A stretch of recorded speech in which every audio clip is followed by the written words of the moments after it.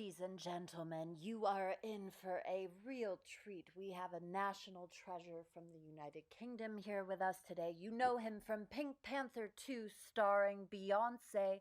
Give it up for Mr. John Cleese. The problems of isolation and being on your own, for many people, this arouses panic. I mean, to run out because of coronavirus to buy yourself a gun, this is not an intelligent form of panic because, as you realize, it doesn't matter how good a shot you are, you can't actually shoot a virus. I mean, it's very, very small. You understand? Perhaps some of the people who bought guns think that it's sort of rather a large thing that will run up to you in the street and knee you in the head or something. But no, it's very, very small.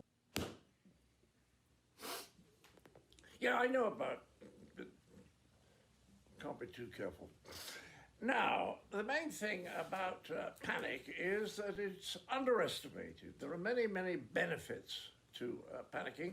One is, of course, that it's a very good way to take exercise. You can run around the room screaming. That's always good.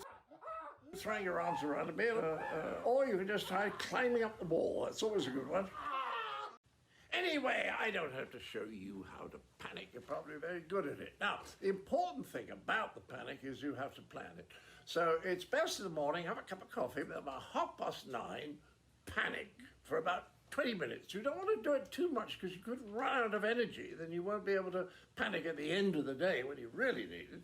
Then maybe about 6 o'clock in the evening, just have about 15 minutes panic. And then you'll have enough energy to have a really good panic just before you go to sleep. Because if you don't panic just before you go to sleep and utterly exhaust yourself, of course, you'll never get off to sleep at all. So that's one aspect of it all. The main thing about the cause of the panic, of course, is the realization if you just sit quietly, just considering your life like this, you will realize that your life is completely pointless. I mean, you can spend a certain amount of time watching professional wrestling or another episode of Friends, but ultimately you're going to have to face up the fact that you have a pointless life, that there is no meaning to your existence, and that you might as well top yourself. In which case, of course, you could always go out and get the coronavirus, but that's a very messy death. It's not one you want. It's easier just to buy one of the guillotines that I have on my website. They're very small, and you do it yourself, and the whole thing is over in just a few seconds. So my advice is, if you don't like being on your own, just kill yourself, like Jeffrey Epstein did. Not